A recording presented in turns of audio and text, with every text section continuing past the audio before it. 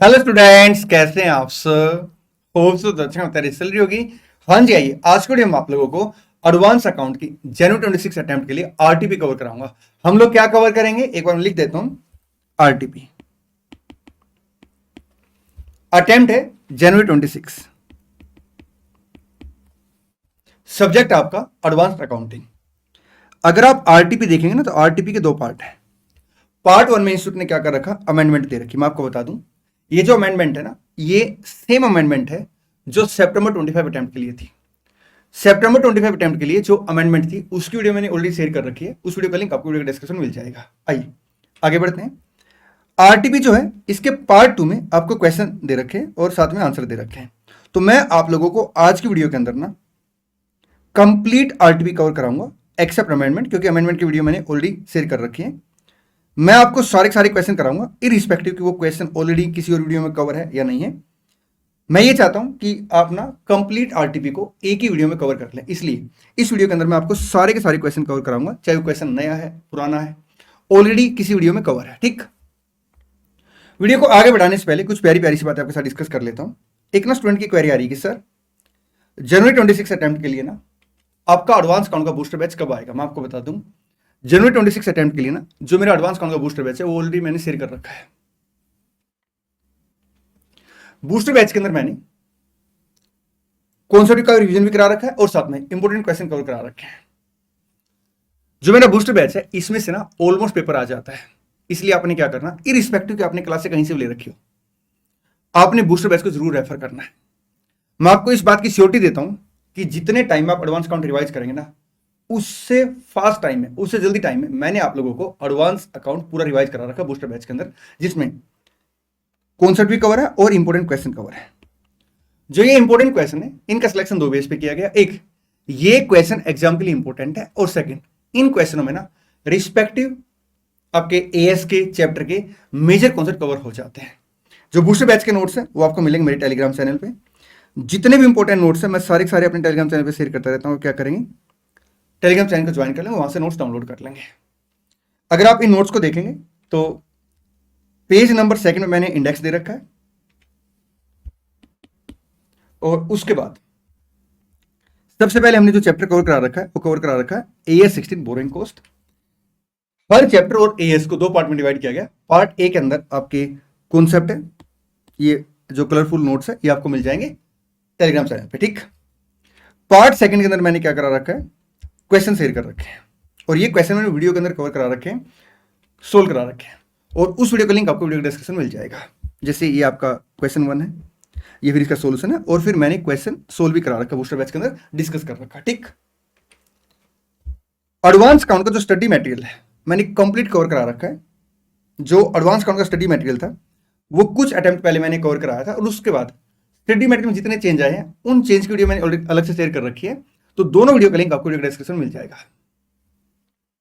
पिछले बड़े सारे अटेम्प्ट की ना आरटीपी एमटीपी की वीडियो मैंने ऑलरेडी शेयर कर रखी है। उन वीडियो की जो प्लेलिस्ट है उस प्लेलिस्ट का लिंक भी आपको वीडियो डिस्क्रिप्शन में मिल जाएगा। आपने क्या करना है, जिस भी आरटीपी एमटीपी को देखना है आप उस प्लेलिस्ट पे जाएंगे और रिस्पेक्टिव आरटीपी एमटीपी के क्वेश्चन देखने हैं, अपने कंप्लीट आरटीपी एमटीपी रेफर करनी है, तो आप उन वीडियो को रेफर कर सकते हैं। ठीक, आइए स्टार्ट कर लेते हैं आज की वीडियो, जिसमें मैं आप लोगों को जनवरी 26 अटेम्प्ट के लिए एडवांस काउंट की आरटीपी कवर कराऊंगा। एक बात और, आप ना कॉपी पेन लेके बैठे और साथ में कैलकुलेटर लेके बैठे और मेरे साथ साथ क्वेश्चन भी सोल्व करेंगे। ठीक, देखिए अगर मैं बात करूं तो जो पहला क्वेश्चन है आपका केस सिनेरियो बेस्ड क्वेश्चन है। एग्जाम के अंदर हमें केस सिनेरियो जो बेस्ड क्वेश्चन है उसे कैसे हैंडल करना चाहिए। देखिए दोस्त, इसके लिए हम दो अप्रोच फॉलो करते हैं। अगर मान लो केस सिनेरियो ऐसा है जिसकी लेंथ बड़ी है, जिसमें 4-5 पैराग्राफ दे रखे हैं, तो उस केस में मैं हमेशा स्ट्रांगली रिकमेंड करता हूं आप पहले क्या करेंगे, आप पहले ना एमसीक्यू पढ़ेंगे। क्योंकि जब आप एमसीक्यू पढ़ के फिर केस सिनेरियो पढ़ेंगे ना, तो आपको पता होगा कि एमसीक्यू किस रिगार्ड में पूछ रखा है, इसलिए आपका फोकस भी उस एमसीक्यू के हिसाब से पैराग्राफ के ऊपर रहेगा, रिस्पेक्टिव कॉन्सेप्ट के ऊपर रहेगा। क्योंकि कोई भी अगर क्वेश्चन आता है उसके मल्टीपल ट्रीटमेंट हो सकते हैं, लेकिन हमारे लिए रेलिवेंट ट्रीटमेंट वो जो एग्जाम में पूछा गया। इसलिए आप क्या करेंगे, सबसे पहले एमसीक्यू पढ़ेंगे, उसके बाद फिर आप केस सिनेरियो पढ़ेंगे, उसके बाद फिर एमसीक्यू के आंसर टिक करेंगे। लेकिन अगर केस सिनेरियो अप्रोच नंबर 2 रहती है, उन केस सिनेरियो के लिए जो केस सिनेरियो बड़े छोटे, जैसे मान लो 4 से 5 लाइन का केस सिनेरियो, तो उस केस में मैं हमेशा रिकमेंड करता हूं कि स्टूडेंट को क्या करना चाहिए, पहले डायरेक्ट केस सिनेरियो पढ़ लेना चाहिए। ठीक, अगर मैं इस पर्टिकुलर केस सिनेरियो की बात करूं तो यहाँ पे जो ये केस सिनेरियो है 5 से 7 लाइन का दे रखा है, एक ही पैराग्राफ है, तो मैं पहले केस सिनेरियो पढ़ूंगा, फिर एमसीक्यू पढ़ूंगा और साथ में क्वेश्चन का आंसर टिक कर दूंगा, ठीक।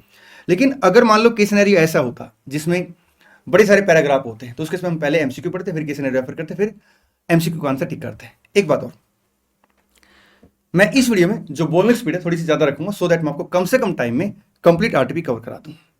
आइए शुरू कर लेते क्वेश्चन नंबर 1 से। GE Limited is installing a 2000 kilometer long gas pipeline for distribution of gases. Project is a qualified set as per AS 16. मैं आपको रिस्पेक्टिव कॉन्सेप्ट रिवाइज कराऊंगा। आपने एक काम और करना है, आपने टाइम स्टैम्प बना देनी है, ठीक, कि कौन सा क्वेश्चन किस टाइम पे है। देखिए GE Limited ने क्या किया, वो इंस्टॉलिंग कर रही है 2000 किलोमीटर लॉन्ग गैस पाइपलाइन, किस पर्पज के लिए, डिस्ट्रीब्यूशन ऑफ गैस के लिए, ठीक, जो कि क्वालिफाइड सेट है एज पर AS 16। AS 16 ये कहता है कि अगर आप बोरोइंग कॉस्ट इनकर करते हैं in relation to qualify asset, तो आप क्या करेंगे, बोरोइंग कॉस्ट को कैपिटलाइज कर देंगे, ठीक। लेकिन अगर आप बोरोइंग कॉस्ट इनकर करते हैं other than on qualify asset, तो आप उस केस में क्या करेंगे, बोरोइंग कॉस्ट को पिनल कोड में चार्ज कर लेंगे। एक दो बातें और डिस्कस करते हैं। अगर मैं बोरोइंग की बात करूं तो बोरोइंग दो टाइप की होती है, एक स्पेसिफिक बोरोइंग, एक होती है आपका जनरल बोरोइंग। मैं बैंक से लोन लेने गया, मैंने कहा बैंक जी लोन दे दो। बैंक ने मेरे से पूछा क्या पर्पज है इस लोन का, मैंने कहा साहब मेरे को ना बिल्डिंग का कंस्ट्रक्शन करना है। उन्होंने कहा ठीक है, आप इस पैसे को ना केवल और केवल बिल्डिंग के कंस्ट्रक्शन के लिए यूज करेंगे, इसे हम बोलते हैं स्पेसिफिक बोरिंग। AS 16 ये कहता है कि अगर स्पेसिफिक बोरिंग है तो उसके इसमें आप क्या करेंगे, एक्चुअल बोरिंग को कैपिटलाइज करेंगे as reduced by temporary investment income from specific borrowing. मैंने जो एग्जांपल आपके साथ डिस्कस किया इसे मैं कंटिन्यू करता हूं। मैंने बैंक को बोला कि बैंक जी आपसे अगर मैं लोन लेता हूं तो मैं उस पैसे को केवल बिल्डिंग के कंस्ट्रक्शन के लिए यूज करूंगा, ठीक। लेकिन अगर सारा पैसा मैं इमीडिएटली यूज नहीं कर पाया तो क्या मैं उस पैसे को कहीं और यूज कर सकता हूं। बैंक कहता है आप उसे कहीं और यूज नहीं कर सकते, लेकिन आप उसे टेम्परेरी इन्वेस्ट कर सकते हैं, ठीक। तो जो टेम्परेरी में इन्वेस्ट करूंगा उसके ऊपर जो इन्वेस्टमेंट इनकम आएगी उसे मैं क्या करूंगा, एक्चुअल बोरिंग कॉस्ट में से माइनस कर दूंगा और फिर जो बोरिंग कॉस्ट आएगी उसे मैं कैपिटलाइज कर दूंगा, ठीक। एक होती है जनरल बोरिंग। जनरल बोरिंग वो होती है जिसके मल्टीपल पर्पज होते हैं। तो जनरल बोरिंग के केस में मैं क्या करता हूं, कैपिटलाइजेशन रेट कैलकुलेट करता हूं। जितनी भी टोटल मेरी जनरल बोरिंग आउटस्टैंडिंग है उसका अमाउंट कैलकुलेट करता हूं और उसके ऊपर बोरिंग कॉस्ट का अमाउंट कैलकुलेट करता हूं, फिर मैं क्या करता हूं, बोरिंग रेट निकाल लेता हूं, ठीक। चले आगे जी सर, आइए आगे बढ़ते हैं। एक बात और, इस आरटीपी में ना एक दो जगह गलती भी है, तो मैं उन गलतियों को भी आपको ठीक कराऊंगा, ठीक। For this purpose it borrowed fund for ₹700 lakh at subsidised rate and has to pay annual interest of 70 lakh. देखिए इस क्वालिफाई एसेट के कंस्ट्रक्शन के लिए एंटिटी ने क्या किया, लोन लिया 700 लाख का सब्सिडाइज रेट पे और एनुअल इंटरेस्ट जो है 70 लाख वो क्या करेगी, पे करेगी, ठीक। The company has also invested, अब ये स्पेसिफिक बोरिंग है, unused fund and is earning an income of 7 lakh annually. अब समझिए केस को, 700 का हमने क्या किया, लोन लिया है, स्पेसिफिक बोरिंग है, हम इसे क्या करेंगे, क्वालिफाई सेट के ऊपर यूज करेंगे, मींस डिस्ट्रीब्यूशन ऑफ आपका गैसेस पाइपलाइन जो है उसे इंस्टॉल कर रहे हैं, उसके ऊपर हम इस बोरिंग कॉस्ट को मतलब इस बोरिंग को यूज करेंगे, ठीक। अब यहाँ पे जो हमारी बोरिंग कॉस्ट है वो 70 लाख पर एनम है, लेकिन वो कहता है कि जब तक वो पैसा पूरा यूज नहीं होगा हम उसे टेम्परेरी इन्वेस्ट करेंगे कुछ पैसे को और उससे में 7 लाख की इनकम आएगी, ठीक। तो 7 लाख की मेरे पास इनकम आ गई, तो एक्चुअल बोरिंग कॉस्ट कितनी आ गई, 63 लाख, मतलब 70 lakh minus temporary investment income, ठीक। During the next year the company used all fund and no income is now being earn. इसका मतलब क्या है, ईयर 1 में केवल ये इनकम आ रही है, बाकी ईयर 2 एंड ऑनवर्ड्स ये इनकम नहीं आ रही। ड्यूरिंग द ईयर 5, इस लाइन को प्लीज आप अंडरलाइन करेंगे, ड्यूरिंग द ईयर 5 ये एक बड़ी इंपॉर्टेंट लाइन है, इसके ऊपर मैंने डिस्कस करना, ठीक। The company has completed one stretch of 100 kilometre which is operational between 2 point and is capable of intent use. देखिए AS 16 ये कहता है कि अगर मान लो आप एक क्वालिफाइड सेट का कंस्ट्रक्शन कर रहे हैं, ठीक है, और उसका कंस्ट्रक्शन जैसे यूनिट वाइज है, पार्ट में है, जैसे मान लो आपका 3 यूनिट बन रही है, यूनिट 1, यूनिट 2, यूनिट 3।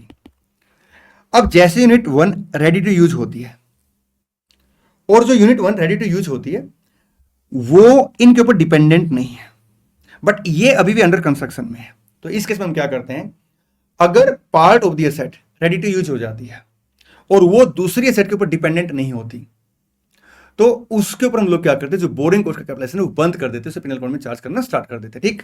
अब यहां पे क्वेश्चन ये बोला है, during year 5 company has completed one stretch of 100 kilometre which is operational between 2 point and is capable of intended use. इसका मतलब क्या है, 100 किलोमीटर की जो पाइपलाइन बिछी है उसके ऊपर जो बोरिंग कॉस्ट का कैपिटलाइजेशन वो बंद हो जाएगा, उसे हम क्या करेंगे, पिनल कोड में चार्ज करना स्टार्ट कर देंगे, ठीक। ये जो लाइन है ये एक इंपॉर्टेंट लाइन है, इसके ऊपर मैं चर्चा करूंगा एमसीक्यू के दौरान। For the year 1 how much borrowing cost should be capitalise to the project.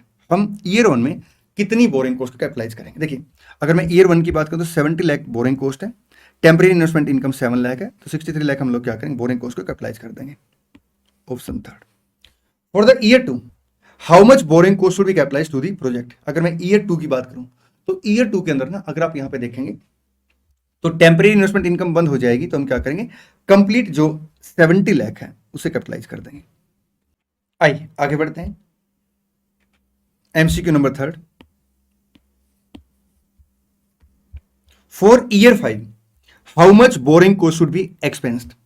Year 5 में हम लोग कितनी बोरिंग कॉस्ट को पिनल अकाउंट में चार्ज करेंगे। एक्सपेंस का मतलब क्या है, पिनल अकाउंट में चार्ज करना। ठीक, देखिए अगर आप यहां पे देखेंगे तो हम 70 लाख की बोरिंग कॉस्ट इनकर्ड करते हैं हर साल। ठीक, 2000 किलोमीटर की पाइपलाइन पे, जिसमें से 100 किलोमीटर की पाइपलाइन रेडी टू यूज होगी, तो हम लोग क्या करेंगे, इस रिलेटेड जो बोरिंग कॉस्ट है उसे पीएनएल अकाउंट में चार्ज कर लें। ठीक, 70 इंटू 100 डिवाइड बाई आपका 2000, ये अमाउंट आ गया 3.5। अब यहां पे क्वेश्चन ने बोला ड्यूरिंग द ईयर 5, ये नहीं बोला first day of the year.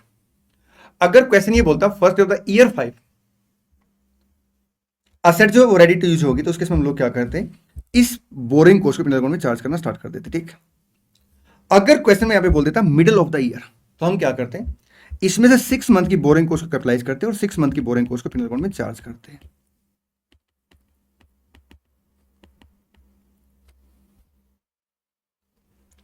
But यहां पे क्वेश्चन ने कुछ नहीं बोला कि first day of the year है या ड्यूरिंग द, मतलब या मिडिल ऑफ द ईयर में है। क्वेश्चन बोला ड्यूरिंग द ईयर। मैं फिर से इस बात को बोलता हूं, क्वेश्चन ने ना तो यहां पे ये बोला first day of the year, ना क्वेश्चन ने यहां पे ये बोला middle of the year, question ने बोला during the year.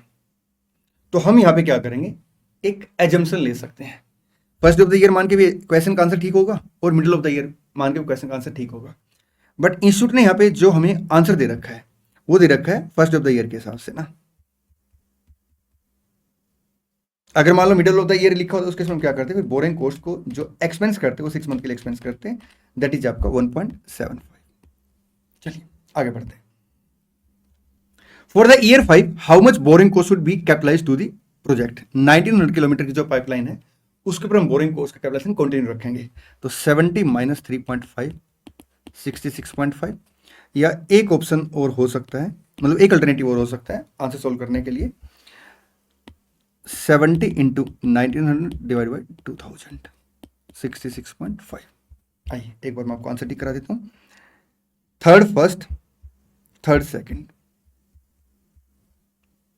Third first, third second. Question number 2 MCQ है। You are required to compute the amount of annual lease rent. आपने बताना annual lease rent that will provide the dealer with a 20% profit margin on cost. आपने annual lease rent का amount बताना। ठीक, a dealer in machinery Shakti equipment private limited leased out one of its machine to Delta tools limited on A 3-year operating lease. The machine was given on equal annual lease rental and the dealer intend to earn a 20% profit margin on the cost of the machinery। जो dealer है ना उसकी इच्छा है कि वो जो भी मशीन के ऊपर कॉस्ट इनकर कर रहा है उसके ऊपर 20% मार्जिन उसे लीज रेंट के रूप में मिल जाए। ठीक, the cost of the machinery to the dealer was 3 lakh. The economic life of the machinery is estimated at 5 year and total expected output over its useful life is given below. देखिए 3 लाख का 20% margin 60,000 आ जाएगा, उसे क्या करना 360 recover करना है। ठीक, ये आउटपुट है। ऑपरेटिंग लीज के केस में जो लेसर है वो इनकम कैसे रिकॉर्ड करेगा, या अगर मैं वैसे आपके नॉलेज के लिए बताऊं, ऑपरेटिंग लीज के केस में जो लेसी वो खर्चा कैसे रिकॉर्ड करेगा। AS 19 ये कहता है कि आप क्या करेंगे, ऑपरेटिंग लीज के केस में जितना लीज रेंटल है उसे एक्सपेक्टेड बेनिफिट की रेशो में एलोकेट करते हैं। लेकिन अगर एक्सपेक्टेड बेनिफिट रिलायबल नहीं है तो उस केस में हम लोग क्या करते हैं, उस केस में फिर हम लोग, या फिर आइडेंटिफाई नहीं कर पा रहे रिलायबल नहीं, उस केस में हम क्या करते हैं SLM मेथड लगाते हैं। ठीक, अब यहाँ पे आउट ऑफ 5 year 3 साल के लिए एसेट लीज पे दी गई है और यहाँ पे एस्टिमेट आउटपुट दे रखा है, तो हम लोग क्या करेंगे, ये एक्सपेक्टेड बेनिफिट है, इसके हिसाब से लीज रेंट को एलोकेट कर लेंगे। ठीक, under the lease agreement delta tools will use the machine for 3 year, यहाँ पे 3 year लिखा होता है। ठीक, and then return it to Shakti equipment limited. तो हमें यहाँ पे क्या करना है, हमें यहाँ पे बताना है कि एनुअल लीज रेंट कितना होगा। देखिए 360 का रेंट रिकवर किया जाएगा आपका कितने आउटपुट के लिए, 50,000 प्लस 60,000 प्लस 40,000 प्लस आपका 65,000 प्लस आपका 85,000, 3 लाख यूनिट के लिए, जिसमें से 3 साल असर को लीज पे दिया गया है, जिसका आउटपुट कितना है 50, 60, 40, 150 इंटू 150 डिवाइड बाई 3 लाख। तो जो टोटल लीज रेंट है आपका over a period of 3 year, वो कितना चार्ज किया जाएगा सर 180। अब क्वेश्चन में हमसे पूछा गया है कि आपने एनुअल लीज रेंट बताना है, तो एनुअल लीज रेंट कितना होगा 60,000 पर एनम। लेकिन एक बात का ध्यान रखना, अगर क्वेश्चन ये कहता है कि आप ऑपरेटिंग लीज के केस में यहां पे इनकम कितनी रिकॉर्ड करेंगे, या लेसी के पॉइंट से पूछता कि आप खर्चा कितना रिकॉर्ड करेंगे, तो उस केस में हम क्या करते हैं, उस केस में हम ना 180 को इस रेशो में एलोकेट करते हैं। फिर क्वेश्चन आपसे ईयर वाइज पूछता, तो अपना आंसर क्या बनेगा, एनुअल लीज रेंट क्वेश्चन ने पूछा है, आंसर बनेगा अपना 60,000 ऑप्शन बी। Option B. आइए आगे बढ़ते हैं। Question number 3, a private limited company manufacturing fancy terry towel and had valued its closing inventory of finish goods at the realisable value inclusive of profit and the export cash incentive. Firm contract had been received and goods were packed for export, but the ownership in these goods had not been transferred to the foreign buyer. Comment on the valuation of the inventory by the company. बड़े आराम से मेरी बात सुनेंगे। AS2 ये कहता है finish goods के केस में इन्वेंट्री का वैल्यूएशन कैसे होगा। इनिशियली हम लोग क्या करेंगे, फिनिश गुड्स को कॉस्ट पर रिकॉर्ड करेंगे और सब्सिक्वेंटली सर हम क्या करेंगे, हम उसे वैल्यू करेंगे लोअर ऑफ कॉस्ट और एनआरवी। ये AS2 कहता है। AS9 ये कहता है कि कुछ इंडस्ट्री के केस में, जैसे आपका अगर कंपनी एग्रीकल्चर क्रॉप का काम करती है, ठीक, मिनरल ओर्स का काम करती है, as per AS9 specific industry के केस में एट सर्टेन स्टेज, जैसे मान लो एग्रीकल्चर प्रोड्यूस का काम करती है कंपनी या मिनरल ओर्स का काम करती है, सर्टेन स्टेज पे एग्रीकल्चर जो प्रोड्यूस है अभी हार्वेस्ट होना है, मिनरल ओर्स को अभी एक्सट्रैक्ट करना है, उस केस में एंटिटी इन प्रोडक्ट को, एग्रीकल्चर प्रोड्यूस को, मिनरल ओर्स को, जिनको हार्वेस्ट करना है, एक्सट्रैक्ट करना है, रिलाइजेबल वैल्यू पे वैल्यू कर सकती है, प्रोवाइडेड जो ये क्रॉप है या मिनरल ओर्स है इनके अगेंस्ट फॉरवर्ड कॉन्ट्रैक्ट हुआ है, या गवर्नमेंट गारंटी है, या मार्केट एग्जिस्ट करती है और नेग्लिजिबल रिस्क है कि मार्केट में वैल्यू में गिरावट आएगी, मतलब जो आज मार्केट वैल्यू एग्जिस्ट करती है, तो उस केस में क्या करेंगे, रिलाइजेबल वैल्यू पे उन्हें वैल्यू कर देंगे। ठीक, अब अगर मैं इस क्वेश्चन की बात करूं तो क्वेश्चन में एक तो हमें बोला गया कि जो फैंसी टेरी टावर है इसको वैल्यू किया गया है रिलाइजेबल वैल्यू पे, गलत है, क्योंकि फैंसी टेरी टावर आपका ना तो मिनरल ओर्स है ना एग्रीकल्चर प्रोड्यूस है, तो हम लोग क्या करेंगे, इसे वैल्यू करेंगे लोअर ऑफ कॉस्ट और एनआरवी। ठीक, सेकंड, एक्सपोर्ट इंसेंटिव जो है, यहां पे एक लाइन लिखी ना आगे, ये देखिए, finish goods eight realisable value inclusive profit and the export cash incentive. Export cash incentive भी हम यहाँ पे जो कंसीडर कर रहे हैं उससे कंसीडर नहीं करेंगे, क्योंकि एक्सपोर्ट इंसेंटिव को हम तब रिकॉर्ड करेंगे जब एक्सपोर्ट टेकन प्लेस होगा। ठीक, तो जो कंपनी ने अकाउंटिंग ट्रीटमेंट कर रखा हो, रॉन्ग ट्रीटमेंट कर रखा है। देखिए, अगर मैं सॉल्यूशन की बात करूं तो ये AS2 का रेफरेंस दिया गया, ये AS9 का रेफरेंस दिया गया। यहाँ पे जो टेरी टावल है वो फॉल नहीं करता एग्रीकल्चर क्रॉप या मिनरल ओर्स में, तो अकॉर्डिंगली हम लोग क्या करेंगे, वैल्यू करेंगे उसे लोअर ऑफ कॉस्ट और NRV, not at net realisable value. ठीक, और एक्सपोर्ट इंसेंटिव को हम रिकॉर्ड करेंगे उस ईयर में जब एक्सपोर्ट टेकन प्लेस होगा। ठीक, आइए आगे बढ़ते हैं। क्वेश्चन नंबर 4 AS4 का क्वेश्चन है, बड़े आराम से मेरी बात सुनेंगे, पहले मैं आपको प्यारा सा कॉन्सेप्ट रिवाइज कराऊंगा। ठीक, AS4 ये कहता है ये मेरी बैलेंस शीट डेट है और ये मेरी अप्रूवल डेट है। 1 अप्रैल मान लेते 25 है, 31 मार्च 26 है, 31 जुलाई 26। ठीक, AS4 ये कहता है कि कोई भी इवेंट अगर बैलेंस शीट डेट के बाद होता है और अप्रूवल डेट से पहले होता है, और उस इवेंट के अगेंस्ट अगर बैलेंस शीट डेट पे कंडीशन या कॉन्टिजेंसी एग्जिस्ट करती है, तो ये आपका एडजस्टेबल इवेंट बनेगा। आप इसे क्या करें, एडजस्ट कर दें। ठीक, लेकिन मान लो कोई इवेंट बैलेंस शीट डेट के बाद होता है, अप्रूवल डेट से पहले होता है, और उसके अगेंस्ट बैलेंस शीट डेट पे कोई भी कंडीशन या कॉन्टिजेंसी एग्जिस्ट नहीं करती, उसके इसमें हम उसे क्या बोलेंगे, नॉन एडजस्टेबल इवेंट बोलेंगे। जो नॉन एडजस्टेबल इवेंट है हम चेक करेंगे कि क्या वो मटेरियल है या मटेरियल नहीं है। अगर वो मटेरियल नहीं है तो उसके इसमें हम क्या करेंगे, उसे इग्नोर कर देंगे। अगर वो मटेरियल है और गोइंग कंसर्न अफेक्ट नहीं करे तो उसके इसमें हम क्या करेंगे, अप्रूविंग अथॉरिटी की रिपोर्ट में उसे डिस्क्लोज करते हैं, ठीक। जैसे कंपनी केस में डायरेक्ट रिपोर्ट होगी। You are the accountant of Zeal, a company engaged in the manufacture and sale of consumer product across India. The company has its corporate office in Mumbai and an extensive network of stockists and distributors throughout the country. You are preparing the financial statement for the year ended 31st March 25. After the close of the financial year, the following significant event and accounting consideration came to light. Case 1. Fire accident on 10th April 25. देखिए यहाँ पे मैं 25 कर देता हूँ इसको, ठीक है। 25 10th अप्रैल को क्या होता है, major fire broke out at the company warehouse resulting in destruction of uninsured stock worth 10 lakh. However, the company managed to recover salvage value 2 lakh. देखिए कंपनी को यहाँ पे 10 लाख का नुकसान हुआ है और 2 लाख सैल्वेज वैल्यू, तो 8 लाख का नेट लॉस हो गया due to an fire accident, ठीक। अब ये जो इवेंट है बैलेंस शीट डेट के बाद है बट अप्रूवल डेट से पहले है, तो क्या इस इवेंट के अगेंस्ट बैलेंस शीट डेट पे कोई कंडीशन या कॉन्टिजेंसी एग्जिस्ट करती है, नहीं, तो ये आपका नॉन एडजस्टिंग इवेंट बन जाएगा, क्योंकि ये मटेरियल अमाउंट इसे हम क्या करेंगे, अप्रूविंग अथॉरिटी की रिपोर्ट में डिस्क्लोज कर देंगे, ठीक। Legal claim on 18th April 25 a party filed a lawsuit against the company alleging that the one of its advertisement was misleading and caused loss to competitor. The suit claim damage of 20 lakh. Company के ऊपर case कर दिया, 20 लाख का claim मांगा गया, ठीक। अब ये जो क्लेम मांगा गया है, जो केस किया गया, वो कब किया गया, 18th अप्रैल को, बैलेंस शीट डेट के बाद, अप्रूवल डेट से पहले। क्या इसके अगेंस्ट कंडीशन या कॉन्टिजेंसी यहाँ पे एग्जिस्ट करती, नहीं, तो ये आपका नॉन एडजस्टिंग इवेंट बन जाएगा। हम इसे क्या करेंगे, हम इसे अप्रूविंग अथॉरिटी की रिपोर्ट में डिस्क्लोज कर देंगे, ठीक। आगे बढ़ते हैं। Check in hand and revenue recognition heading है, Zeal sell its product to stockist all over India, ठीक है जी, यहां पे भी ये लाइन लिखी हुई थी।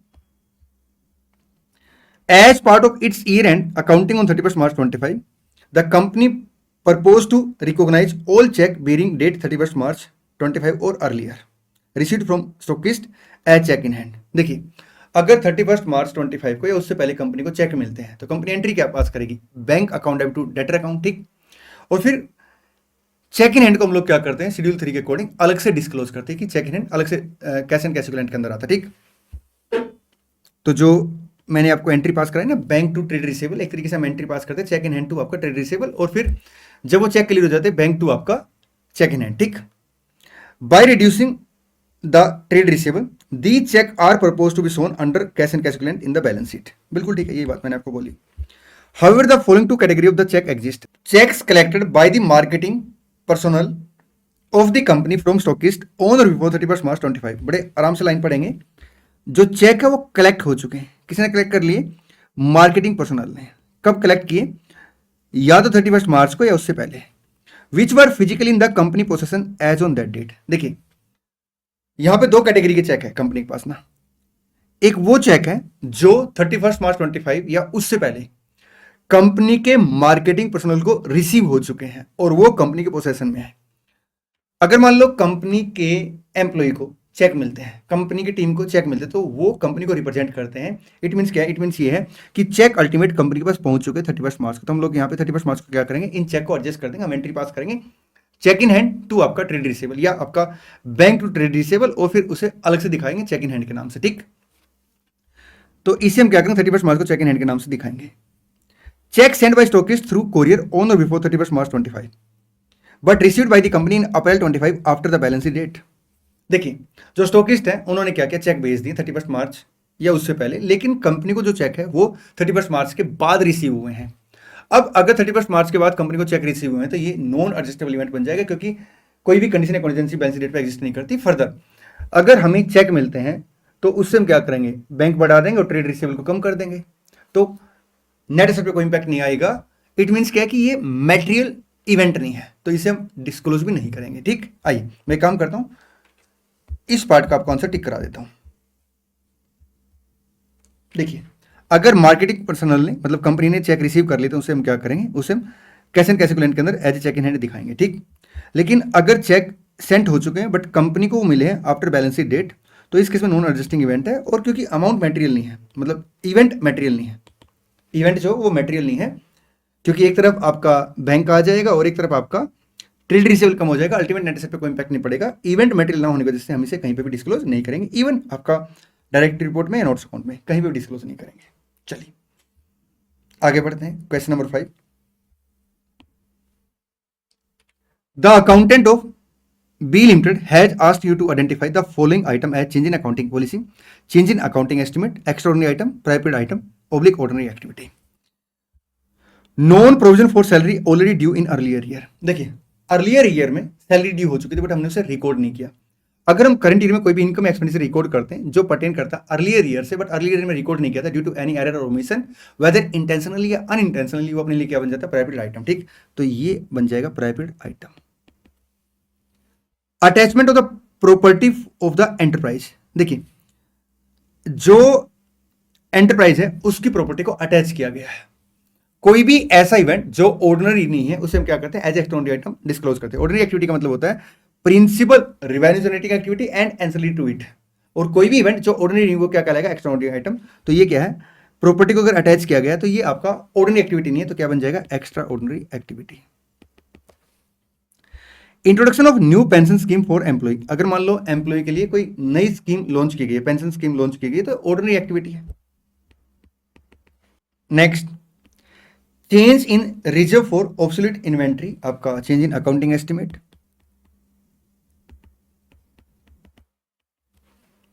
Settlement of litigation case. देखिए AS5 ये कहता है ऑर्डिनरी एक्टिविटी वो एक्टिविटी है जो principal revenue generating activity and ancillary to it.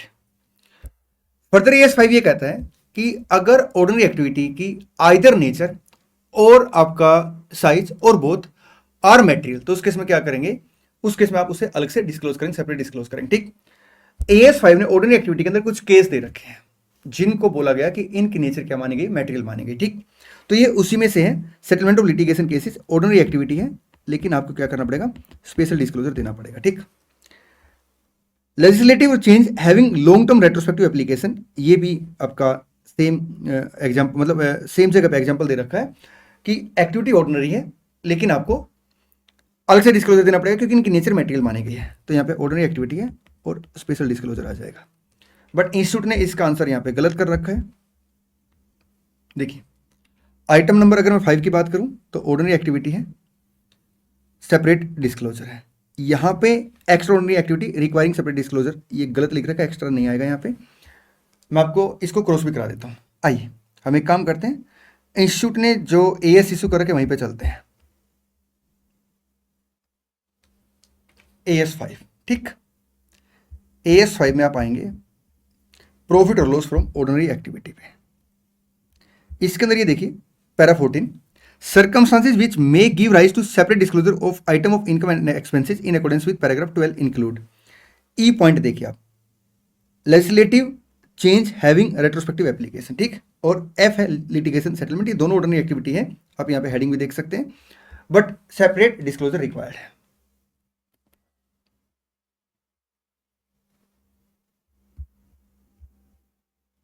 आइए आगे बढ़ेंगे। Change from cost model to revaluation model for measurement of carrying amount of PP, ये आपका आएगा चेंज इन अकाउंटिंग पॉलिसी, ठीक। अकाउंटिंग पॉलिसी में चेंज आ जाएगा। Government sanction grant in current year for expenses incurred in the previous accounting year. देखिए ये previous year है, ये करंट ईयर है। हमने यहां पे एक्सपेंसेस इनकर्ड किए हैं और गवर्नमेंट ने हमें क्या किया, यहां पे ग्रांट प्रोवाइड की है। अब अगर मान लो प्रीवियस ईयर में गवर्नमेंट ग्रांट को रिकॉग्निशन की कंडीशन क्वालिफाई हो जाती है तो हमें क्या करना पड़ता है, यहां पे ग्रांट का अमाउंट रिकॉर्ड करना है, ठीक है। और फिर हम यहां पे क्या करेंगे, उसे रिसीव कर लेंगे। अगर मान लो जो ग्रांट को रिकॉग्नाइज करने की कंडीशन है वो यहां पे इस साल क्वालिफाई होती है तो फिर इस साल ये प्राइवेट आइटम बन जाएगा। लेकिन अगर मान लो जो गवर्नमेंट ग्रांट को रिकॉग्नाइज करने की कंडीशन है वो इसी साल क्वालिफाई होती है तो फिर ये आपका प्राइवेट आइटम नहीं बनेगा, फिर इसे हम क्या करेंगे, एज ए आपका ऑर्डिनरी एक्टिविटी दिखाएंगे, ठीक। अब यहां पे इंस्टीट्यूट ने जो आंसर दे रखा है वो प्राइवेट आइटम दे रखा है। इट मीन्स ये मान के चल रहे हैं कि लास्ट ईयर में क्या था, प्रीवियस ईयर में जो है आपका गवर्नमेंट ग्रांट जो इस साल आपको सैंक्शन हुई है उसकी कंडीशन रिकॉग्नाइज करने की लास्ट ईयर में क्वालिफाई हो चुकी थी। अगर ऐसा केस है तो प्राइवेट आइटम बनेगी, और अगर ऐसा केस नहीं है, करंट ईयर में ही गवर्नमेंट ग्रांट को रिकॉग्नाइज करने की कंडीशन क्वालिफाई होती है, तो उस केस में फिर क्या बन जाएगा, ये आपका ऑर्डिनरी एक्टिविटी बन जाएगी, ठीक। चलिए आगे बढ़ते हैं। Question number 6, Batch limited is engage in the business of providing consultancy service, ठीक है जी। A few days back it received a notice from GST department raising a demand of GST on consultancy service provided by it for ₹250। देखिए जो company है उसका काम है consultancy service provide करना, और उसे जीएसटी डिपार्टमेंट से एक नोटिस आया है, जो उसने जीएसटी मतलब जो उसने सर्विस प्रोवाइड किया उसके ऊपर जीएसटी के रिगार्ड में डिमांड आई है, नोटिस आया 2,50,000 का। Recently best limited paid the demand in the books of the payment is recorded as extraordinary expenditure, नहीं, क्योंकि ये आपका प्रिंसिपल रेवेन्यू जनरेटिंग एक्टिविटी से रिलेटेड एक्टिविटी है। आपने जो टैक्स पे किया वो कंसल्टेंसी सर्विस के रिगार्ड में पे किया है, तो ये आपकी ऑर्डिनरी एक्टिविटी बन जाएगी, ठीक। हाँ, अगर नेचर या अमाउंट आपका मैटर तो आपको क्या करना पड़ेगा, अलग से डिस्क्लोज करना पड़ेगा।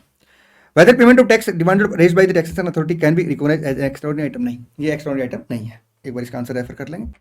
Question 7, a construction contractor has entered into a fixed price contract of 18,000 lakh to construct a bridge within a 3-year time frame। 18,000 lakh का कॉन्ट्रैक्ट हुआ है, 3 साल में कंस्ट्रक्शन कंप्लीट करना है। Contract specify the total contract price and include provision for variation in work. देखिए जो contract हुआ ना उसमें कॉन्ट्रैक्ट प्राइस को स्पेसिफाई किया गया और साथ में उसमें प्रोविजन डाला गया है अगर वर्क में वेरिएशन होता है, ठीक, which may affect revenue and cost during the contract period. The contractor maintain detailed record of cost incurred and estimate of profit to be recognized each year। A summary of the financial data for the contract is as follows। Amount जो वो आपका लैक्स में, year 1, year 2, year 3 है। Initial जो revenue agreed हुई है वो 18,000 हुई है, वेरिएशन आ गया रिवेन्यू में 400 से। Contract cost incurred up to the reporting date, ये आपका cost incurred up to reporting date आ गई।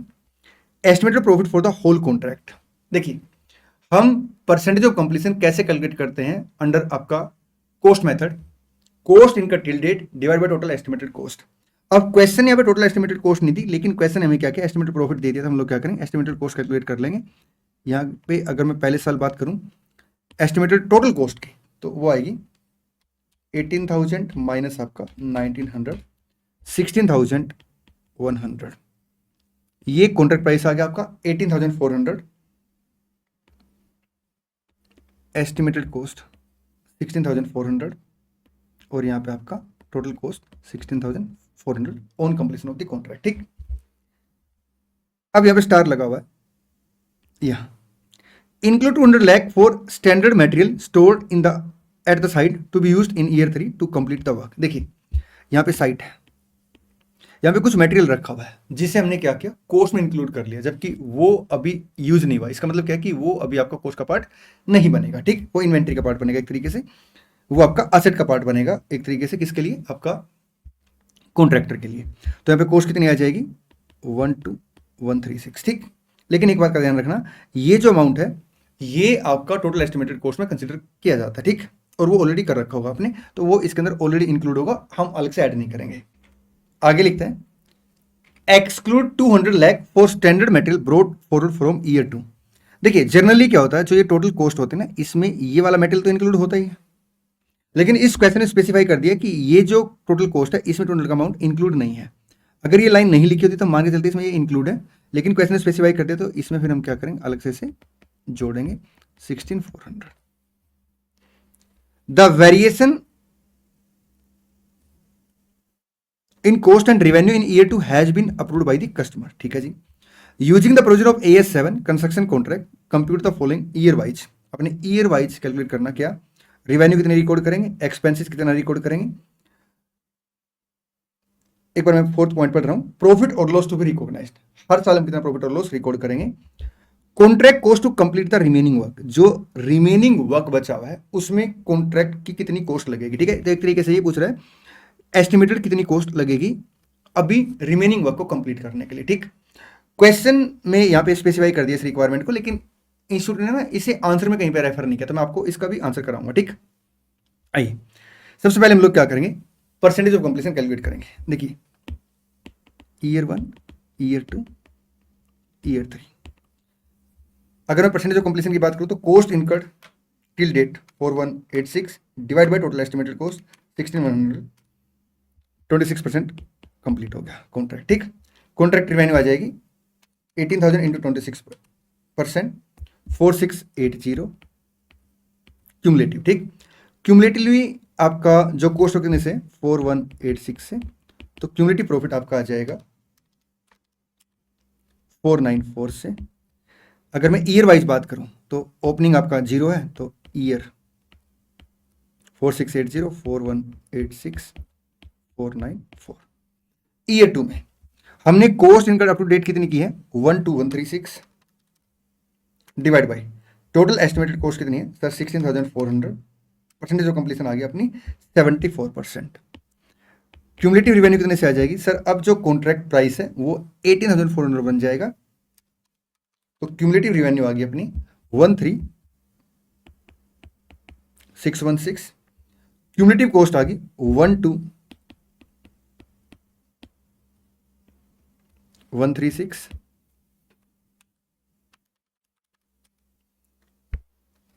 क्यूमुलेटिव प्रॉफिट आ गया 1480, ठीक। तो अगर मैं करंट ईयर की रिवेन्यू की बात करूं तो डिफरेंस आ जाएगा 13,616 माइनस 4680, 8936। कॉस्ट आ जाएगी करंट ईयर की 7950 और करंट का प्रॉफिट आ जाएगा 980। एक बार मैं टिक करा दूं सेकेंड ईयर 8936, 7950, 986। चलिए जी, ईयर थर्ड में 100% कॉन्ट्रैक्ट कंप्लीट हो चुका है, रिवेन्यू आ गई, कॉस्ट आ गई, प्रॉफिट आ गया, ये क्यूमुलेटिव अमाउंट है।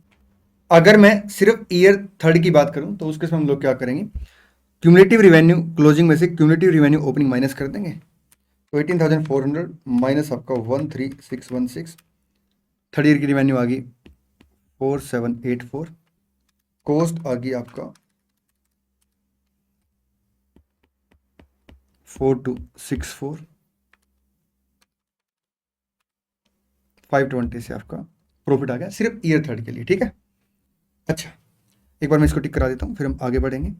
एक बात और, ये जो मैंने क्वेश्चन का सोल्यूशन कराया है इसके अल्टरनेटिव सोल्यूशन भी पॉसिबल है, जो मैं आपको बैच के अंदर कराता हूँ, ठीक है, चाहे मेरा रेगुलर कोर्स है फास्ट ट्रैक कोर्स है। आइए अब इसकी बात करते हैं, थर्ड रिक्वायरमेंट की, contract cost to complete the remaining work. Remaining work को कंप्लीट करने में कितनी कॉन्ट्रैक्ट कॉस्ट आएगी। देखिए यहां अगर हम देखेंगे तो टोटल कॉस्ट है एक्सपेक्टेड 16,100, जिसमें से हमने क्या किया है 4186 की कॉस्ट इनकर्ड कर ली है, तो 16,100 माइनस 4186। तो आगे चल के जब हम वर्क को कंप्लीट करेंगे तो एस्टिमेट है 11,914 की कॉस्ट आएगी, ठीक।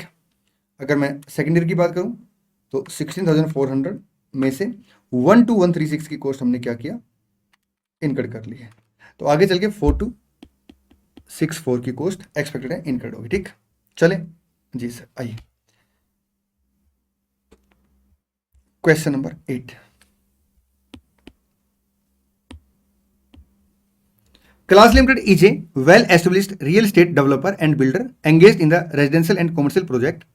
In the financial year 25, the company purchased a unit of land situated in a prime location for 225 crore, intending to develop a high-end residential complex. देखिए कंपनी ने क्या किया, एक अपना लैंड परचेज की जिसके ऊपर वो क्या करेगी, डेवलप करेगी रेजिडेंशियल कॉम्प्लेक्स, ठीक। और करंट ईयर में परचेज किया 225 करोड़ का, मतलब 225 करोड़ की लैंड परचेज की, ठीक। Within a few months of acquisition, due to a strategic decision to relocate resource to another project and take advantage of favorable market condition, Class Limited sold the land at a price of 360 crore. वो ये कह रहा है कि कुछ महीने के अंदर, एक्वायर के कुछ महीने के अंदर स्ट्रेटेजिक डिसीजन के तहत कंपनी ने क्या किया, रिसोर्स एलोकेट कर दिए दूसरे प्रोजेक्ट पे और एडवांटेज, फेवरेबल मार्केट कंडीशन का एडवांटेज लिया, ठीक। Class limited sold the land at A price of 360 crore, 360 crore की उसने लैंड बेच दी और परचेज कितने से की है, 225 से। The company maintain proper books of account and all legal formality for the transfer were duly completed. Advise class limited on the recognition of revenue from the this transaction in the final statement of the account. देखिए as per AS9 हम लोग revenue कब record करते हैं, जब आपका risk and reward along with ownership has been transferred. तो यहाँ पे हमने क्या किया, risk and reward along with ownership transfer कर दिया। और ये कंपनी की ऑर्डिनरी एक्टिविटी, क्योंकि कंपनी क्या करती है, डेवलप करती है और बिल्ड करती है आपका रेजिडेंशियल एंड कमर्शियल प्रोजेक्ट। ठीक, तो हम लोग यहाँ पे क्या करेंगे, रेवेन्यू 360 से रिकॉर्ड कर लेंगे और ये आपका एक तरीके से कॉस्ट ऑफ सेल रिकॉर्ड हो जाएगा, डिफरेंस आपका प्रॉफिट और लॉस आ जाएगा। ठीक, ये देखिए 360 crore realised from sale of land shall be recognised as revenue in the year in which the sale is completed. Means ये अपना रेवेन्यू फ्रॉम ऑपरेशन है। इंस्टीट्यूट ने यहाँ पे एक लाइन और मेंशन कर रखी है कि इसे हम एक्स्ट्राऑर्डिनरी आइटम नहीं मानेंगे। बिल्कुल ठीक है, क्योंकि ये अपना ऑर्डिनरी कोर्स ऑफ एक्टिविटी, ठीक, ordinary course of the business है। Question number 9, JAR Limited, a medium-sized manufacturing company engaged in the production of precision industrial component, has provided the following details of its fixed asset. You are required to calculate depreciation for each asset for the year ended 31st March 25 in accordance with provision of AS10 PP. Machinery को purchase किया 1 अप्रैल 20 को 10 लाख में।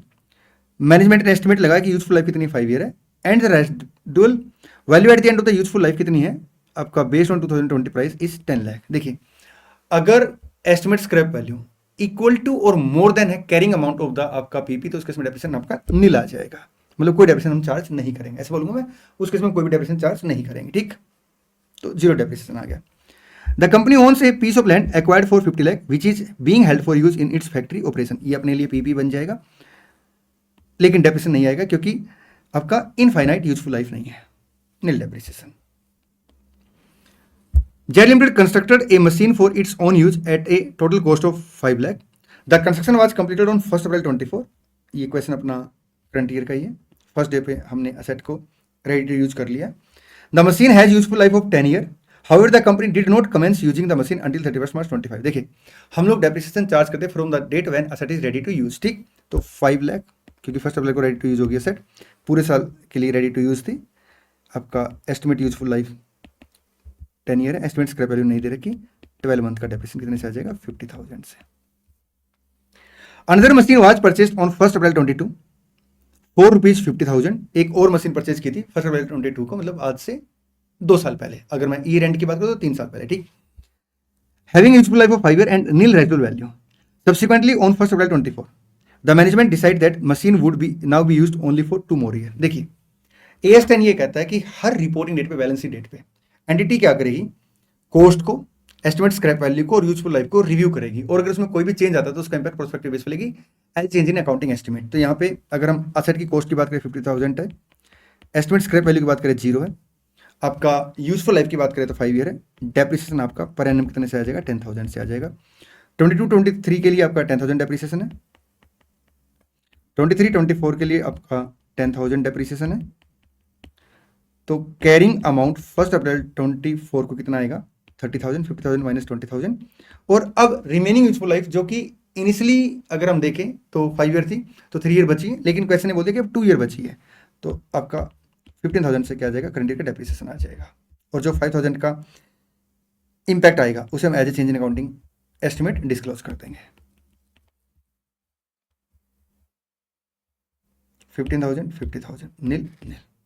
आइए आगे बढ़ेंगे, question number 10 पे चलते हैं। मेडिवेल hospital limited, a reputed health care company operating a chain of multi speciality hospitals across India, had acquired 40 unit of Doppler scan machine from होलीवर incorporation USA at a cost of $16500 per unit at the beginning of the financial year 22-23. Prevailing exchange rate at that time was आपका 50 पर USD। देखिए simple सी बात ये लिखी हुई है कि आपने क्या किया है, 40 यूनिट मशीन के परचेज किए हैं और पर यूनिट जो प्राइस है वो आपका 165,100 USD, और उस दिन रेट कितना था जिस दिन आपने मशीन परचेज की है, मीन्स 1 अप्रैल 22 को 50 रुपीज था पर USD। ठीक, मतलब आपका ट्रांसलेशन रेट, एक्सचेंज रेट। ठीक, acquisition was partly finance through एक government grant amounting to 5 crore. Government ने क्या किया, 5 करोड़ की ग्रांट प्रोवाइड कर दी, ठीक।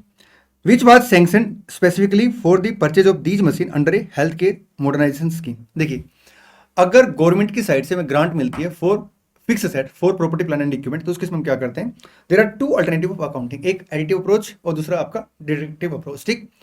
अल्टरनेटिव अप्रोच में हम लोग क्या करते हैं, हम ग्रांट को as a deferred income record करते हैं और डेप्रिसिएशन की रेशो में ओवर द आपका useful life of the asset उसे अमोर्टाइज कर देते हैं, ठीक। लेकिन अगर मान लो हम डिडक्टिव अप्रोच फॉलो करते हैं, उसके हम लोग क्या करेंगे, असेट की कॉस्ट के साथ ग्रांट का अमाउंट एडजस्ट करते हैं, ठीक। और जो रिमेनिंग अमाउंट आएगा उसके ऊपर हम क्या करेंगे, डेप्रिसिएशन चार्ज करेंगे। The grant was sanctioned with a specific condition that in the event of a change in management or ownership control of the company, the grant must be refunded to the government. Government ने जब grant sanction की तो एक condition डाल दी कि अगर मान लो management में कोई चेंज आता है, ओनरशिप के कंट्रोल में कोई चेंज आता है, ठीक, कंपनी के कंट्रोल के रिगार्ड में जो ओनरशिप है उसमें अगर कोई चेंज आता है तो जो ग्रांट का अमाउंट है उसे वापस गवर्नमेंट को करना पड़ेगा, ठीक। मतलब एंटिटी क्या करेगी, गवर्नमेंट को उसे वापस कर देगी, ठीक। एक और क्वेश्चन की रिक्वायरमेंट देख लेते हैं। You are required to advise the accounting treatment in the books of the Medivel hospital Limited as a result of the return of the government grant. अच्छा, यहाँ पे गवर्नमेंट ग्रांट रिटर्न हुई है तो उसका अकाउंटिंग ट्रीटमेंट आपसे पूछा गया है in the light of relevant provision of AS 12, ठीक। आगे बढ़ते हैं। इन अप्रैल 25 आपका 22-23 एक साल, 23-24 2 साल, 24-25 3 साल। 3 साल के बाद क्या होता है, 51% of the company shareholding was acquired by an overseas investor, thereby resulting in a change in management control. Consequently, the company became liable to refund the entire government grant. इसकी वजह से गवर्नमेंट को क्या करना पड़ा, अपनी ग्रांट वापस लेनी पड़ी, हमें गवर्नमेंट को ग्रांट वापस करनी पड़ी, ठीक। अगर हम गवर्नमेंट ग्रांट को वापस करते हैं तो उसके इसमें अकाउंटिंग ट्रीटमेंट क्या होगा, देखिए, अगर ग्रांट का अमाउंट अपने पास अनएमोटाइज है तो हम उसे डेबिट करेंगे और बाकी जो डिफरेंस होगा उसे हम P&L अकाउंट में दिखाएंगे as a extra ordinary item, ठीक। लेकिन अगर मान लो गवर्नमेंट ग्रांट का अमाउंट बैलेंस शीट में अपीयर नहीं है एज ए अनएमोटाइज अमाउंट, तो उसके हम लोग क्या करते हैं, पूरे अमाउंट को P&L अकाउंट में चार्ज कर लेते हैं as a extra ordinary item, ठीक। लेकिन अगर गवर्नमेंट ग्रांट मिलती है डेप्रिसिएबल असेट के लिए और उसका रिफंड होता है, उसके हम क्या ट्रीटमेंट करेंगे, अगर हमने एडिटिव अप्रोच फॉलो की है तो जो गवर्नमेंट ग्रांट का अमाउंट बैलेंस शीट में है हम उसे डेबिट करेंगे, डिफरेंस क्या क्या करेंगे, P&L अकाउंट में लेके जाएंगे as a extra ordinary item, ठीक। लेकिन अगर हम डिडक्टिव अप्रोच फॉलो करते हैं उसके हम लोग क्या करेंगे, जो रिफंड का अमाउंट है उसे पीपी की कॉस्ट में ऐड कर देंगे, कैरिंग अमाउंट में ऐड कर देंगे, ठीक। The expected useful life of the east Doppler scan machine आपका 5 ईयर है और कंपनी SLM मेथड फॉलो कर रही है, 20% पर एनम के साथ डेप्रिसिएशन चार्ज कर रही है। Additionally medieval hospital limited incurred the following directly attributable cost. जब हमने मशीन को परचेज की थी कुछ डायरेक्ट कॉस्ट इनकर्ड की है। बैंक चार्जेज है USD आपका 4000 for the import transaction as a whole, ठीक है जी। और शिफ्ट रेट हमने क्या किया, पर यूनिट, ये देखिए ये टोटल अमाउंट इनकर्ड हुआ है और ये आपका पर यूनिट इनकर्ड हुआ है, ठीक। You are further informed that the company has not maintained any capital reserve or deferred income account in respect of the government grant received। इसका मतलब क्या है, हम यहाँ पे डिडक्टिव अप्रोच फॉलो कर रहे हैं। देखिए, सबसे पहले हम लोग क्या करेंगे, असेट को कैपिटलाइज करेंगे, कितना अमाउंट आएगा, 165,100 आपका पर यूनिट कॉस्ट है इंटू 40 इंटू आपका 50, एक काम करते हैं लैक्स में दिखा देते हैं अमाउंट को ना, तो ये अमाउंट आ गया आपका 3302 लैक्स कॉस्ट ऑफ मशीन। अच्छा, फ्रेट हमने इनकर्ड की है 7500 इंटू आपका 40, 3 लाख। और बैंक चार्जेस हमने टोटलिटी में कितने इनकर्ड किए, 4000 इंटू आपका 50, 2 लाख। तो टोटल अमाउंट ये आपका 5 लाख आ गया। ये इनिशियल कॉस्ट आ गई जी सर, टोटल कॉस्ट आ गई। गवर्नमेंट ग्रांट के केस में हम यहाँ पे कोई भी डेफर्ड इनकम रिकॉर्ड नहीं कर रहे, कोई भी कैपिटलिज्म अमाउंट ट्रांसफर नहीं कर रहे। इट मींस क्या कि हम डिडक्टिव अप्रोच फॉलो करें तो गवर्नमेंट ग्रांट का अमाउंट यहाँ से माइनस कर देंगे, ये अपना कॉस्ट आ गया, कॉस्ट ऑफ पीपी आ गया एज पर AS 10। इसे हम क्या करेंगे, 5 साल के हिसाब से डेप्रिसिएट करेंगे, 2807 इंटू 20%, 3 साल का डेप्रिसिएशन आ जाएगा आपका 1684.2, ये आपका रिमेनिंग कैरिंग अमाउंट आ गया 1 अप्रैल 25 को। अब इस दिन हमने क्या किया, गवर्नमेंट ग्रांट का अमाउंट वापस कर दिया, इसे हम क्या करेंगे, ऐड कर देंगे, ठीक। और सब्सिक्वेंटली क्या करेंगे, डेप्रिसिएशन इसके ऊपर चार्ज करेंगे प्रोस्पेक्टिव बेस पे। चलिए क्वेश्चन नंबर 11,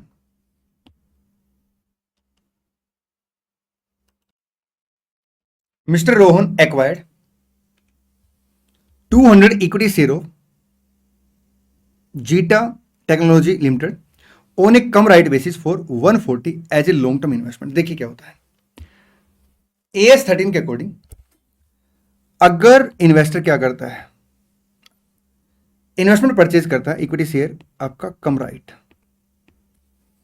शेयर परचेज करता है, और बाद में जब उसके पास राइट शेयर का ऑफर आता है और वो सेल ऑफ राइट करता है, तो उस केस में जो सेल ऑफ राइट है इसके प्रोसीड्स का क्या ट्रीटमेंट होगा। कहता है अगर आपने शेयर परचेज किए कम राइट, एक बात, दूसरी बात आपने राइट बेच दिए,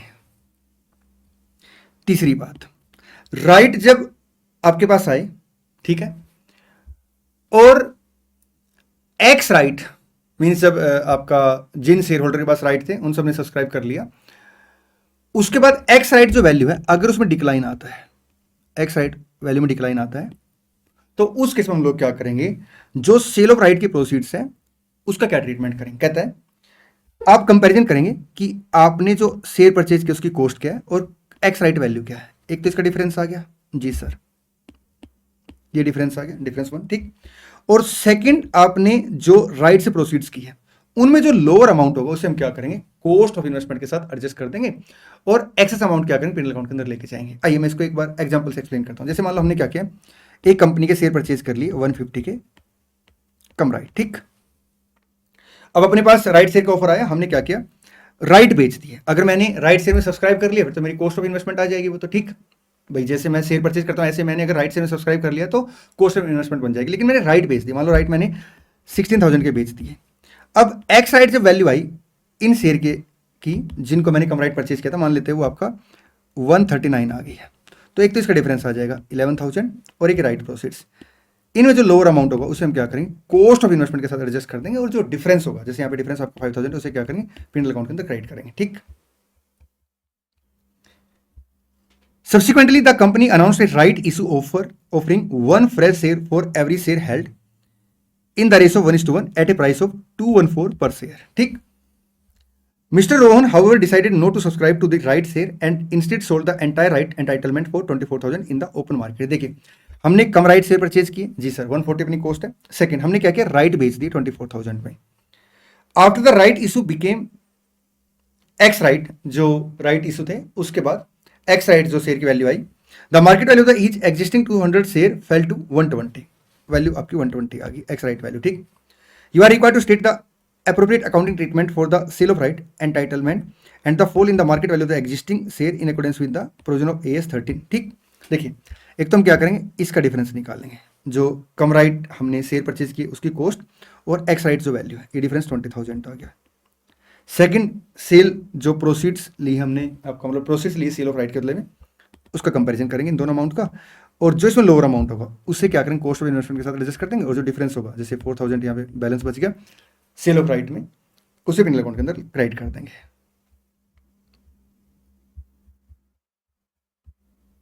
देखिए 4,000 का अमाउंट हम क्या करेंगे, क्रेडिट कर देंगे P&L अकाउंट में एज ए इनकम, और 20,000 हम लोग क्या करेंगे, कॉस्ट ऑफ इन्वेस्टमेंट के साथ एडजस्ट कर देंगे। आइए आगे बढ़ते हैं। क्वेश्चन नंबर 12, कैन इंटरेस्ट भी included in the cost of inventory. क्या इन्वेंट्री कॉस्ट में इंटरेस्ट इंक्लूड होगा। देखिए इन्वेंट्री के वैल्यूएशन की बात करता है AS2, तो हमें AS2 के कुछ रेफरेंस देने पड़ेंगे, और बोरोइंग कॉस्ट के ट्रीटमेंट की बात करता है AS16, तो हमें AS16 के कुछ रेफरेंस देने पड़ेंगे। As per AS16 borrowing cost incurred on qualified asset हम लोग क्या करते हैं, कैपिटलाइज करते थे, ठीक। क्वालिफाइड एसेट वर्ड लिखा तो उसमें इन्वेंट्री भी आ सकती है, अगर मान लो इन्वेंट्री का जो प्रोडक्शन है उसमें आपका सब्सटेंशियल पीरियड ऑफ टाइम लगे, ठीक। लेकिन अगर मान लो इन्वेंट्री के मैन्युफैक्चर में, प्रोडक्शन में अगर सब्सटेंशियल पीरियड ऑफ टाइम नहीं लगता तो उस केस में फिर वो आपका क्वालिफाई एसेट नहीं मानी जाएगी, फिर बोरिंग कॉस्ट को हम क्या करें, P&L अकाउंट में चार्ज कर लेंगे, ठीक। एक बात और AS2 ये भी कहता है अगर आपने इन्वेंट्री को लार्ज क्वांटिटी में प्रोडक्शन किया है और रिपीटेटिव बेस पे आप उसको प्रोडक्शन करते हैं तो फिर उस केस में बोरिंग कॉस्ट आपकी कैपिटलाइज नहीं होगी, ठीक। एक बात और, prima facie AS2 borrowing cost के कैपिटलाइजेशन को मना करता है, वो कहता है बोरिंग कॉस्ट आप क्या करें, P&L अकाउंट में चार्ज करेंगे, लेकिन साथ में रेफरेंस देता है एक्सेप्ट इन केस जहां पे आपका रेयर केस में, या एक्सेप्ट इन केस जहां पे आपका इन्वेंट्री जो है वो क्वालिफाई है, ठीक। तो आपने ये सारे सारे रेफरेंस देने, एक बार इसका सोल्यूशन रेफर कर लेंगे, बल्कि मैं रेफर करा देता हूँ। देखिए ये AS16 बोरिंग कॉस्ट कैपिटलाइजेशन की बात करता है, ये आपका सस्टेनेबल पीरियड ऑफ टाइम को एक्सप्लेन किया गया है। ये बताया गया कि इन्वेंट्री जो रूटीनली मैन्युफैक्चर होती है लार्ज क्वांटिटी में रिपीटेटिव बेसिस पे, ठीक, वो क्वालिफाई सेट नहीं है।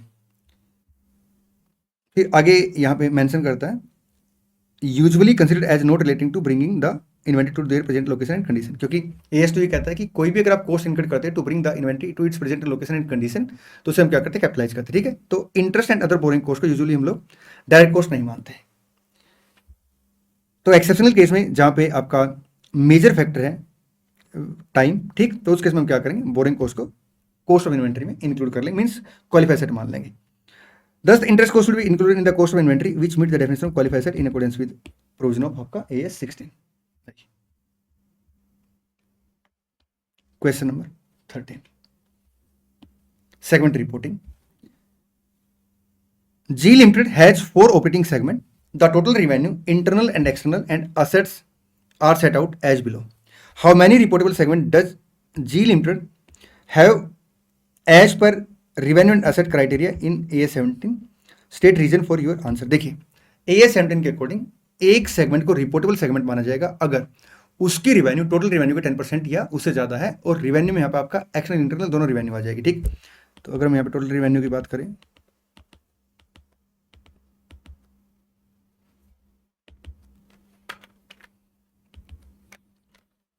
$10,900 प्लस आपका 3,200, 14,100, 1,600, 1,500, 1,200, 18,500, ठीक। तो टोटल रिवेन्यू इंक्लूडिंग आपका इंटर्न सेगमेंट एंड आपका एक्सटर्नल सेल कितनी है, 18,500।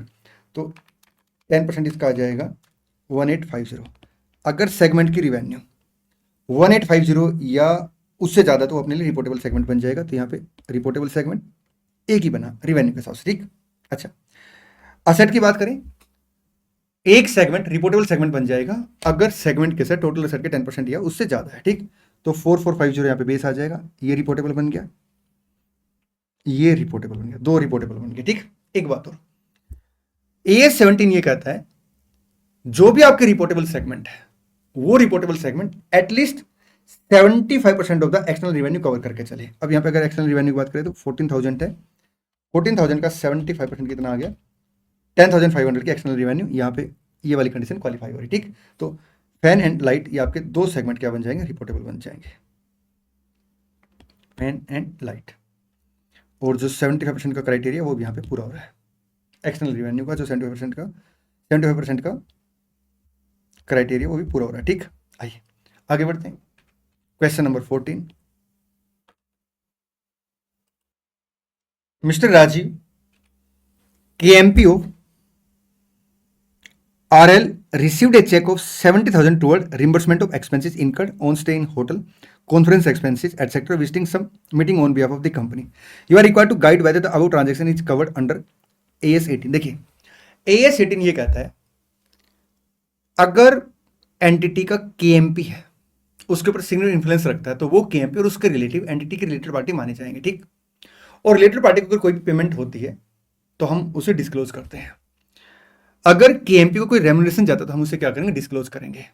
लेकिन यहाँ पे अगर आप देखेंगे तो जो 70,000 की पेमेंट है ये आपका रेम्युनरेशन नहीं है, ये तो रिम्बर्समेंट ऑफ एक्सपेंडिचर है। एक तरीके से मान के चलिए कि कंपनी ने खर्चा करना था बट खर्चा KMP ने कर दिया और कंपनी ने उसे रिम्बर्स कर दिया, तो ये कंपनी का खर्चा है, ना कि आपका रेम्युनरेशन टू KMP, तो इसे हम डिस्क्लोज नहीं करेंगे। इसका आंसर एक बार रेफर कर लेना। नेक्स्ट क्वेश्चन आपका क्वेश्चन 15 है, AS19 का क्वेश्चन है, ये आपका सेल एंड लीज बैक का क्वेश्चन है। AS19 ये कहता है कि अगर आपने असेट को सेल किया और वापस फाइनेंस लीज पे लिया है तो उस केस में आप क्या करेंगे, उस केस में अपना जो भी प्रॉफिट और लॉस होगा उसे आप डेफर्ड कर देंगे और उसे आप डेफर्ड कर देंगे और एमोटाइज करेंगे in the ratio of depreciation over the useful life of the asset, ठीक। On 1st July 24 Mansi limited sold a plant for 852,800, carrying amount of the plant on the date was 180। बड़े आराम से मेरी बात सुनेंगे। देखिए कंपनी ने क्या किया, प्लांट सेल किया 852,800, कैरिंग अमाउंट कितने से, 180 से। AS10 ये कहता है अगर एंटिटी पीपी को सेल करती है तो उस केस में जो भी आपका डिफरेंस होगा सेल प्रोसीड्स और कैरिंग अमाउंट का, उसे पीनल अकाउंट के अंदर लेके जाएगी, ठीक। एक्सेप्ट इन केस जहां पे एसेट को सेल किया जाता है और वापस लीज पे लिया जाता है, अगर ऐसा केस है तो उसका ट्रीटमेंट फिर आपका AS19 के अकॉर्डिंग होगा, ठीक। The sale was part of the package under which Akash Limited lease the asset to Mansi Limited for 8 year term. मतलब असेट को हमने सेल कर वापस लीज पे ले लिया, तो फिर इसके ऊपर AS10 नहीं लगेगा, इसके ऊपर आपका AS19 लग जाएगा। तो जो डिफरेंस पिनल अकाउंट में जाना था इमीडिएटली वो पिनल अकाउंट में नहीं जाएगा एज पर AS10, क्योंकि AS10 ने मना कर दिया कि अगर असेट को सेल करके वापस लीज पे लेते तो उसका अकाउंटिंग ट्रीटमेंट आपका AS19 बताएगा। और AS19 क्या कहता है, जो भी यहाँ पे गेन और लॉस होगा, जो भी यहाँ पे गेन और लॉस होगा, जैसे यहाँ पे आपका 600 to 800 का गेन आ गया, इससे आप डेफर कर देंगे इन केस आपने असेट को सेल किया और वापस फाइनेंस लीज पे लिया है। ध्यान रखना, अगर हमने असेट को सेल किया एंड फाइनेंस लीज पे अगर लिया है तो उस केस में हम क्या करेंगे, जो भी यहाँ पे प्रॉफिट और लॉस होगा उसे एज ए डेफर्ड गेन और लॉस रिकॉर्ड करेंगे और एमोटाइज करेंगे in the race of depreciation, ठीक। हाँ, अगर हमने एसेट को सेल किया और फाइनेंस लीज की बजाय अगर ऑपरेटिंग लीज पे वापस लिया तो उस केस में फिर अकाउंटिंग ट्रीटमेंट थोड़ा सा डिफरेंट होगा, हमें फिर कई सारे पॉइंट यहाँ पे रेफर करने पड़ेंगे, ठीक। कुछ केस में आपका इमीडिएटली लॉस रिकॉर्ड हो जाएगा, कुछ केस में आपका डेफर्ड गेन रिकॉर्ड होगा। Economic life of the asset is estimated as 8 year. Asset की इकोनॉमिक लाइफ आपकी 8 साल है। अब ये देखिए, असेट की इकोनॉमिक लाइफ 8 साल और हमने असेट को वापस 8 साल के लिए लीज पे ले लिया, तो ये अपना फाइनेंस लीज बन गया। तो इसके हम क्या करेंगे, इसे as a deferred gain record कर लेंगे और एमोटाइज करेंगे in the race of depreciation, ठीक। The minimum lease rent payable by the lessee has fix at 160 payable annually beginning from 31 March 25। तो हम जो लीज रेंट पे करेंगे 160 पे करेंगे आपका हर साल। Incremental boring interest rate of Mansi limited is estimated eight आपका 10% per annum. Calculate the net effect on the statement of P&L in the books of Mansi limited. आपने मानसी लिमिटेड की बुक्स में नेट इफेक्ट बताना है P&L के अंदर। देखिए, सबसे पहले हम लोग क्या करेंगे, आइडेंटिफाई करेंगे कि जो हमने असेट वापस लीज पे ली वो फाइनेंस लीज है या आपका ऑपरेटिंग लीज है। असेट जो हमने वापस लीज पे ली वो अपने लिए फाइनेंस लीज है, एक तो ये कंडीशन क्वालिफाई हो रही है। और सेकंड कंडीशन हम ये भी चेक कर सकते हैं कि जो लीज पेमेंट है उसकी प्रेजेंट वैल्यू आपका substantial equal to fair value of the asset होनी चाहिए, ठीक। अब क्योंकि ये फाइनेंस लीज है तो उसके हम क्या करेंगे, इनिशियली इसे रिकॉर्ड करेंगे as a finance lease liability और साथ में असेट रिकॉर्ड करेंगे, ठीक है। असेट को हम लोग रिकॉर्ड करेंगे lower of two A present value of the lease payment और बी आपका fair value of the asset. यहां पे ये सेल वैल्यू तो हम इसे फेयर वैल्यू मान के चलेंगे, तो एक तो अमाउंट ये आ गया और सेकंड आपका आएगा प्रेजेंट वैल्यू ऑफ द आपका लीज पेमेंट 1 डिवाइड बाई 1.10।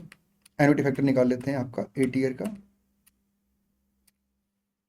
ये आ गया 5.3349। तो 5.335 इंटू ये आपका है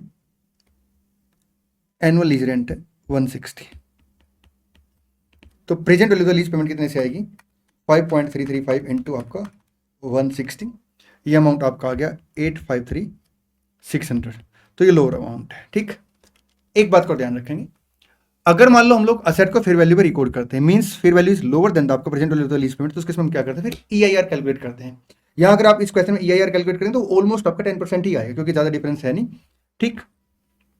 हम इसे क्या करेंगे, इसे हम डेप्रिशिएट करेंगे ओवर ए पीरियड ऑफ आपका 8 ईयर। और मेथड क्वेश्चन यहाँ पे दे रखा है, नहीं दे रखा तो हम SLM मान लेते हैं, ठीक है।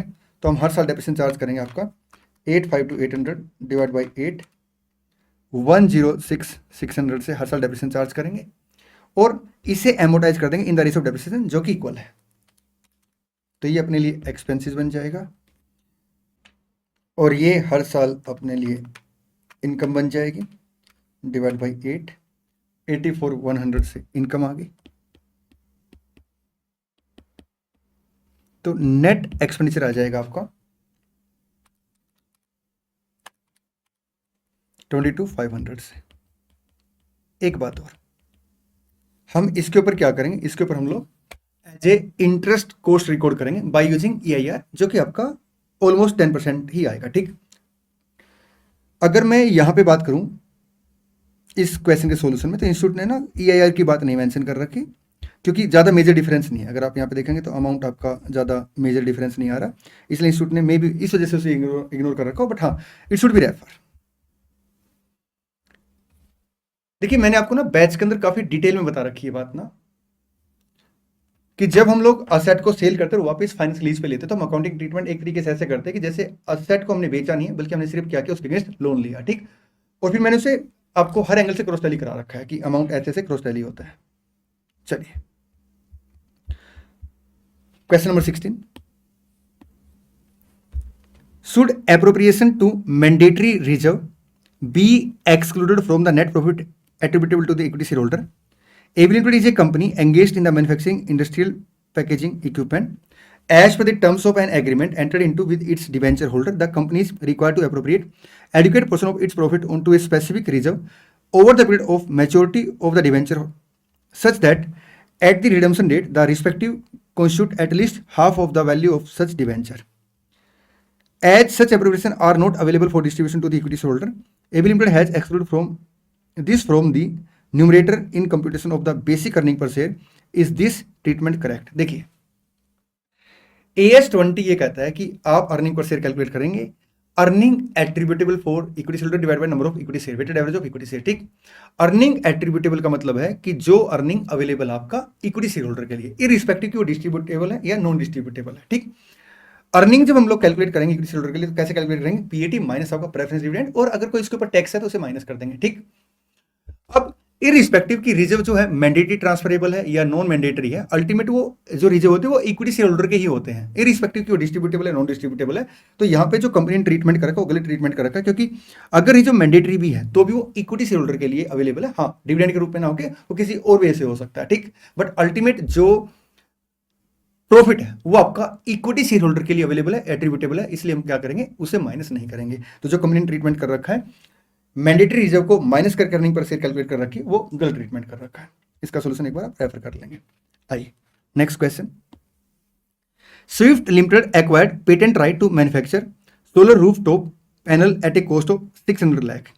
The product life cycle has been estimated to be 5 years and the amortisation was decided in the ratio of future cash flow which are estimated as under. ये फ्यूचर कैश फ्लो के estimate दे रखे हैं। After 3rd year it was estimated that the patent would have an estimate balance future life of 3 years, and Swift Limited expect the estimated cash flow after 5 year, 5th year to be 75 lakh. Determine the amortization cost of the patent for each of the above year as per AS26। देखिए AS26 ये कहता है कि हम लोग intangible set को amortise करेंगे in the ratio of expected benefit. हाँ अगर एक्सपेक्टेड बेनिफिट जो वो रिलायबल नहीं है या हम उसका एस्टिमेट नहीं लगा पा रहे, उसके हम क्या करेंगे, SLM मेथड लगाएंगे, ठीक। एक बात और, AS26 ये कहता है कि अगर कोई भी चेंज होता है आपका एमोटाइजेशन के मेथड में या अमाउंट में, ठीक है, due to change in estimate useful life या एक्सपेक्टेड बेनिफिट, ठीक, तो उस केस में आप उसका इम्पैक्ट कैसे लेंगे, प्रोस्पेक्टिव बेस पे लेंगे as a change in accounting estimate. तो यहाँ पे अगर आप देखेंगे तो इनिशियली हमने 600 लाख की कॉस्ट इनकर्ड की है, तो इसे हम क्या करेंगे, एमोटाइज करेंगे over period of 5 years in the ratio of expected benefit, क्योंकि एक्सपेक्टेड बेनिफिट दे रखे, ठीक। 3rd year के बाद चेंज आया है तो 3rd year तक डेप्रिसिएशन एमोटाइजेशन कितना आएगा, इस रेशियो में आ जाएगा आपका 600 डिवाइड बाई, ये टोटल अमाउंट आपका 1200 आ गया, 1200 इंटू आपका 300, 150 एमोटाइजेशन आ गया, 150 एमोटाइजेशन आ गया, 150 एमोटाइजेशन आ गया। इसके बाद जो रिमेनिंग कैरिंग अमाउंट हो कितने से आ गया, 600 माइनस 450 सर 150 से। अब 3rd year के बाद वो कह रहा है कि 5th year में क्या होने वाला है, 5th year के बाद 75 लाख के कैश फ्लो आने वाले हैं। इसका मतलब 4th, 5th और 6th year के कैश फ्लो कितने होंगे, 150, 150 और 75। हम लोग क्या करेंगे, इस रिमेनिंग 150 को इस रेशो में एलोकेट कर देंगे। तो 150 प्लस 150 प्लस आपका 75, 375, 150 डिवाइड बाई 375 इंटू आपका आएगा 150। तो एमोटेशन का जो अमाउंट आएगा 60, 60 और आपका 30 आ गया। ये देखिए 150, 150, 150, 60, 60, 30। आइए आगे बढ़ेंगे।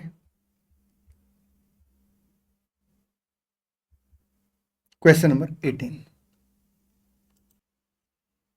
Briefly explain scope and form of joint venture as per AS27।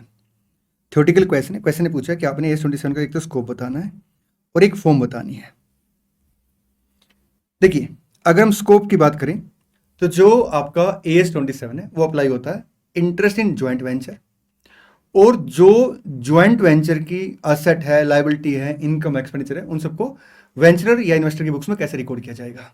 इतना ही नहीं, अगर मान लो कंपनी क्या करती, CFS बनाती, तो उस केस में अगर कंपनी का किसी एंटिटी के ऊपर ज्वाइंट कंट्रोल है तो उसे फिर कंसोलिडेट कैसे किया जाएगा CFS के अंदर, उसके बारे में भी बात करता है, उसको भी कवर करके चलता है। ठीक, अगर ज्वाइंट वेंचर के फॉर्म की बात करें तो इसे 3 फॉर्म में डिवाइड किया गया। एक ज्वाइंटली कंट्रोल ऑपरेशन, एक आपका ज्वाइंटली कंट्रोल असेट, एक आपका है ज्वाइंटली कंट्रोल एंटिटी।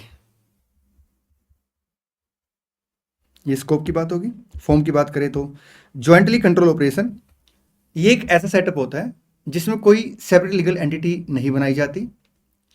वेंचरर क्या करता, अपने ही रिसोर्स असेट यूज करता है। ठीक,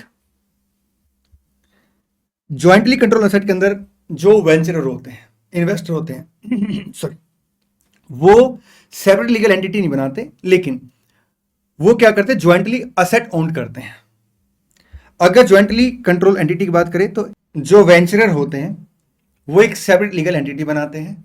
जो सेपरेट लीगल एंटिटी होती है वो अपने नाम से असेट परचेज करती है, ओब्लिगेशन लायबिलिटी को लेके उसी के ऊपर होती है, खर्चे करती है, इनकम रिकॉर्ड करती है, और जो वेंचरर होते हैं, इन्वेस्टर होते हैं, वो अपने हिस्से का प्रॉफिट और लॉस रिकॉर्ड करते हैं। और ज्वाइंटली मतलब जो ज्वाइंट वेंचरर होते हैं वो उसे ज्वाइंटली कंट्रोल करते हैं। ठीक, और being a separate legal entity separate set of books maintain किया जाता है बाय द ज्वाइंट वेंचर। आगे बढ़ते हैं। क्वेश्चन नंबर 19 AS28 का क्वेश्चन है, x limited purchase a fix asset 4 years ago for rupees 150 lakh and depreciate it at 10% per annum on SLM। देखिए x limited क्या करती है, पीपी परचेज करती है, फिक्सड परचेज करती है 4 साल पहले, कितने में, 150 लाख में, और डेप्रिसिएशन चार्ज करती है 10% पर एनम के हिसाब से, SLM के हिसाब से। ठीक, तो आपका पर एनम का डेप्रिसिएशन 15 हो गया, इंटू 4 60 आ गया, तो 90 आपका कैरिंग अमाउंट आ गया। ठीक, eight the end of the 4th year it has revalued the asset at 75 lakh and has written off the loss on revaluation to the P&L account। देखिए as per AS10 हम subsequently PP को either cost model के हिसाब से दिखा सकते हैं, revaluation model के हिसाब से दिखा सकते हैं। अगर हम रिवैल्यूएशन मॉडल फॉलो करते हैं उसके हम क्या करेंगे, कैरिंग अमाउंट और फेयर वैल्यू का कंपैरिजन करेंगे। अगर फेयर वैल्यू ज्यादा है तो रिवैल्यूएशन गेन होगा, जैसे हम आपका रिवैल्यूएशन रिजर्व के अंदर लेके जाएंगे, और अगर मान लो फेयर वैल्यू कम है तो उसके साथ रिवैल्यूएशन लॉस होगा, उसे हम P&L अकाउंट में चार्ज कर लेंगे। तो यहाँ पे फेयर वैल्यू आपकी 75 लाख है, तो 15 का लॉस हम क्या करें, P&L अकाउंट में चार्ज कर लेंगे। ठीक, However, on the date of revaluation, the market price 67.5 lakh and expected disposal cost आपकी 3 लाख है। तो अगर हम बात करें रिकवरेबल अमाउंट की as per the provision of AS28, तो recoverable amount higher of two होता है, एक fair value less cost of disposal, that is आपका 64.5 आ गया, और सेकंड आपका आएगा वैल्यू इन यूज। ठीक, What will be the treatment in the respect of the impairment loss on the basis that fair value for revaluation purpose is determined by market value and the value in use कितने 60 लाख से।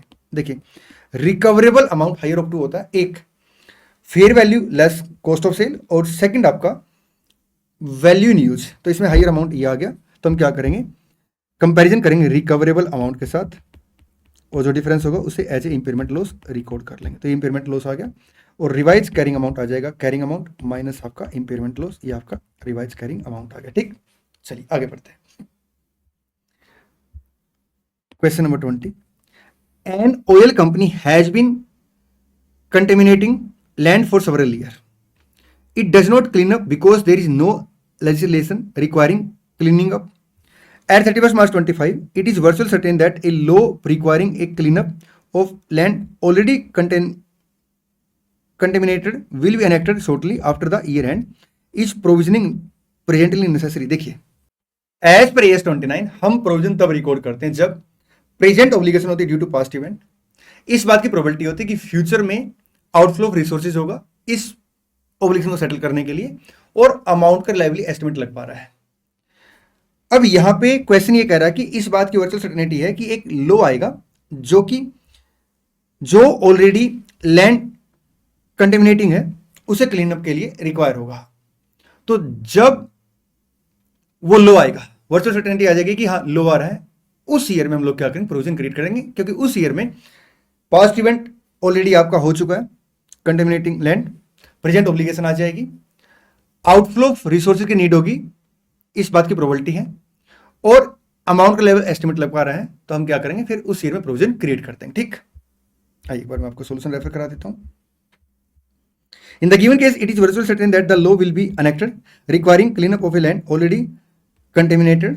Therefore, an oil company has to provide for such cleanup cost in the year in which law is virtually certain to be enacted. जब law जो है वो अनेक्ट हो जाएगा, इस बात की वर्चुअल सर्टेनिटी आ जाएगी जिस साल में, उस साल में हम लोग क्या करेंगे, क्लीनअप कॉस्ट के लिए प्रोविजन क्रिएट कर लेंगे। ठीक, और इसी के साथ जनवरी 26 अटेम्प्ट के लिए एडवांस काउंट की आरटीपी समाप्त होती है। आपने वीडियो को लाइक करना, चैनल को सब्सक्राइब करना, वीडियो को लिंक ना सब दोस्तों का सब ग्रुप में शेयर करना है।